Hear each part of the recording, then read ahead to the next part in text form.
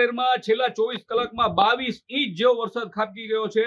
સમગ્ર વાંકાનેર પંથક જળથી તરબતોડ થઈ ગયું છે। વીસીપરા મિલ કોલોની જેવા વિસ્તાર જળબંબાકાર થયા છે। 400 જેટલા પરિવારો પ્રભાવિત થયા છે। અનેક લોકોના ઘરમાં પાણી ઘૂસી ચૂક્યા છે।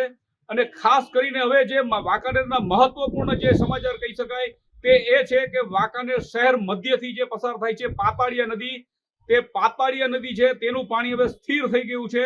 કારણ કે આગળના ભાગેથી ધસમસતો મચ્છુ નદીનો પ્રવાહ પસાર થાય છે, એટલે આ જે શહેર મધ્યમાંથી જે પાણી પસાર થાય છે પાતાળિયા નદીનું તે રોકાઈ ગયું છે।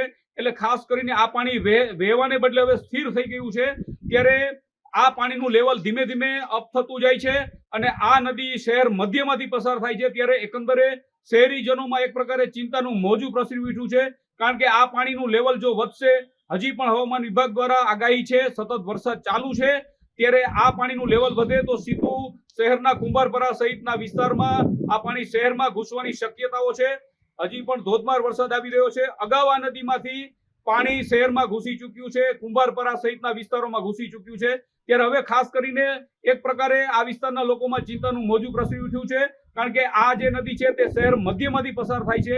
ત્યારે પ્રશાસન દ્વારા હવે આ બાબતને ગંભીરતાથી લેવામાં આવે અને શહેર મધ્યથી જે પસાર થાય છે પાતાળિયા નદી, તેનો વહેણનો પ્રવાહ ફરીથી ચાલુ થાય તેવી વ્યવસ્થા કરવી અનિવાર્ય છે।